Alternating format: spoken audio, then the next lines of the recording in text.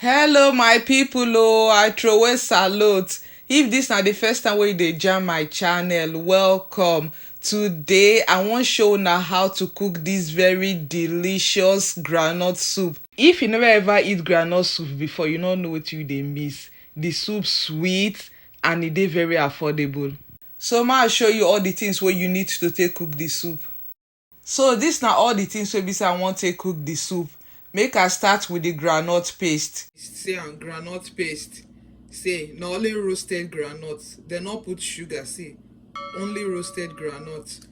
So if you get raw groundnut, if you roast am by yourself, then you grind and make it smooth. Or if you buy roasted groundnut, grind and make it smooth. But this one they don already grind am.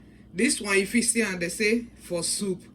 But me I dey use am dey do dankwa too. Not be only soup I dey use am do. So you still need palm oil. I know say peanut get oil, but I go still use palm oil. It go make the color dey brighter like that and e dey tastier. So I dey use crayfish.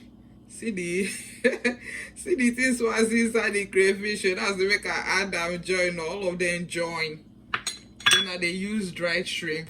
If you don't ever watch my video before, I'd always tell una say na the head of this and this now they use. I just see my show now before I grind them. See, this na crayfish and this na the head of the shrimp. So I'll grind them together. Then I dey use periwinkle. Then this na uziza leaves, dried one. If you use fresh one, then bitter leaf. If you use any leaf where you like, if you not put leaf, whichever way. But I like to put bitter leaf and uziza leaves or sometimes ugu. Then I go use one big onions, then pepper. I go use maggi and the no. See this one I Cameroon pepper. I go just add join to make sure say the thing pepper. Then salt. Then I goat meat I go use. So the thing they frozen. I go first cook the thing small so that all this blood go come out. Then I go throw away the water. So since I want big onions I wan use, make I show now how I go use the thing. So I go cut them into two, but they no go be equal. The smaller one now take cook the meat, then the bigger one now take cook the soup. So this one what they cut, so now I go take cook the meat. The other one now I go grind take cook the soup. But if you use onions as much as you want. So if this na the first time we be say they jam my channel, or you don't dey see my videos before and you never make up your mind to subscribe, I beg na God I take beg you, please subscribe. Just hit that button where it says subscribe and also the bell wey dey there, so that whenever I post video they go let you know so I don't post a new video. Make you like and share the videos with your friends. So thank you and God bless you. So when the thing will be like this, I will come rinse some all these things here. I know they like them. So when I rinse and finish, I will come bring and come back, then start to cook the thing. So I will add the onions. I don't wash and finish. I will add the onions so I chop. Add salt. Cameroon pepper. Sometimes I dey add fresh pepper, but I just want to add Cameroon pepper. Then 2 maggi. I will come turn them together.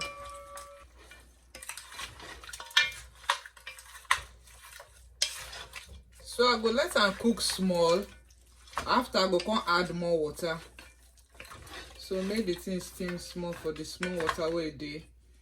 Then I'll come add more water. So the tea don dey cook for about 15 minutes now. You fit cook am like this, you don't even need to add water. You not see the plenty water wey dey. See the plenty water wey dey inside. So you don't really need to add water. If you cook and done like this, but because I want meat water, I will put some water so that I will get meat water. I'll come cover am, cook until it's done. So now I grind the head.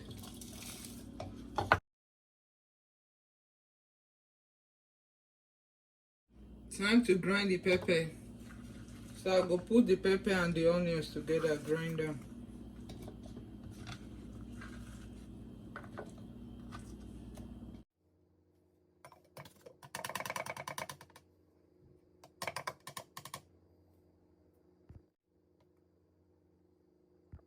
So time don reach to do the peanut butter. See as the thing dey strong, una dey see am. The reason why e be like that because the oil don comot. Oil no dey like that. E no be like peanut butter wey be say you just grind just now, wey be say e go dey very smooth and creamy. This one dey smooth but e no dey creamy because the oil don comot for the top. See as e be. The oil wey dey this thing don already comot. So na only some oil still there. I no go say oil no dey. Oil still there, but the oil go dey. If you leave groundnut, leave am like that, the oil go extract by itself. So that's why and the thing will come strong. That's why it be like this.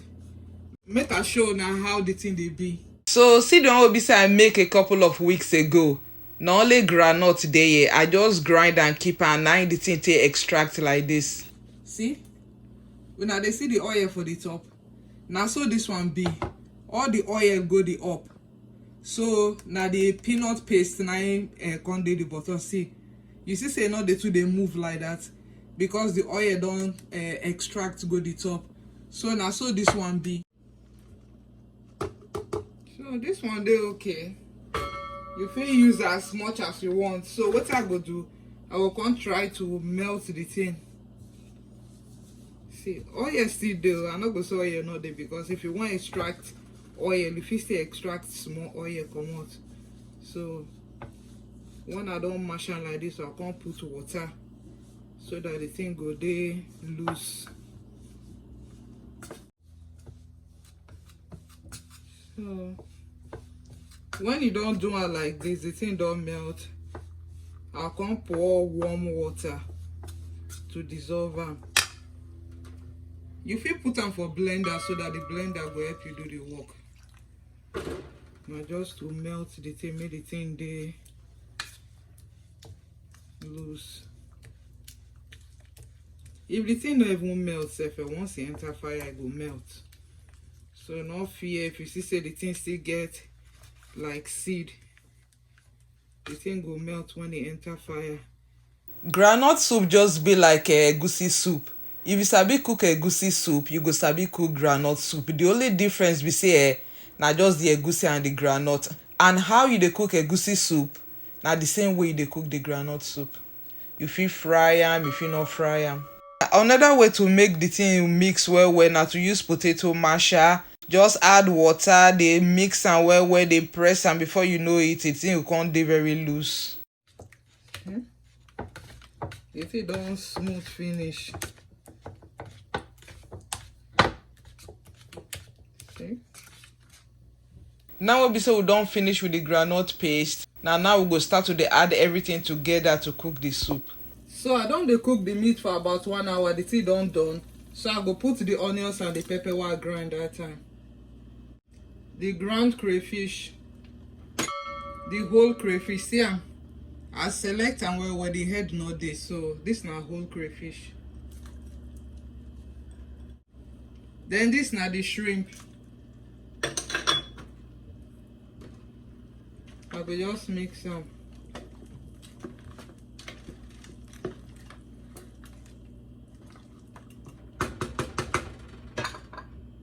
Then the oil, I'm not going to put all of them. I'll go put some, save some for later.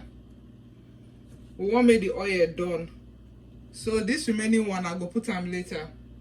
So I go just turn am so that everything go mix together. Then I'll come leave and make cook for about 5 minutes. 5 minutes later, I go add the Maggi. Then I'll come pour the groundnut inside.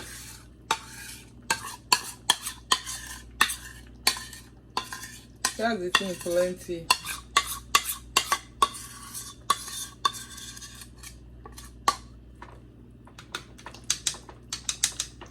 So as I don't put the groundnut paste, I go mix am well so that everything go mix together. You know what make the paste go sit down for the bottom of the pot. It go start to burn like egusi if you not turn am. So and throughout the cooking, you go always dey turn am. Although the groundnut dey roasted, as we don't put am now inside the soup, you go come dey cook with the other things before you know e no go too dey taste more like groundnut, you come dey taste like soup. So as the soup dey cook, make I use this time throway salute to everybody wey be say don subscribe to my channel. After una na una, thank you so much. I love una from the bottom of my heart. Na God go continue to dey bless una for me oh. Thank you. And if you dey active for other platforms, don't forget to follow me on Facebook, Instagram, TikTok, Pinterest, and you fit check my website too. Thank you. Don't worry, this soup go thick. I took una say as e be like say the thing do water. E go thick just now. You no go believe. That be one thing for groundnut soup. The thing fit look like say na water before you know e don thick. So make I add bitter leaf. See, if you dey watch my video, you go don't know about my bitter leaf. E dey very bitter, so not just look the size say the thing small. E bitter, e get bitter taste. So but if you want add plenty bitter leaf, you fit add the bitter leaf because you know say peanut groundnut, e get one kind of sweet taste. So when you add bitter leaf e not go make the soup draw your throat. So I go add the uziza leaves now too. If you get fresh one, you fit use fresh one.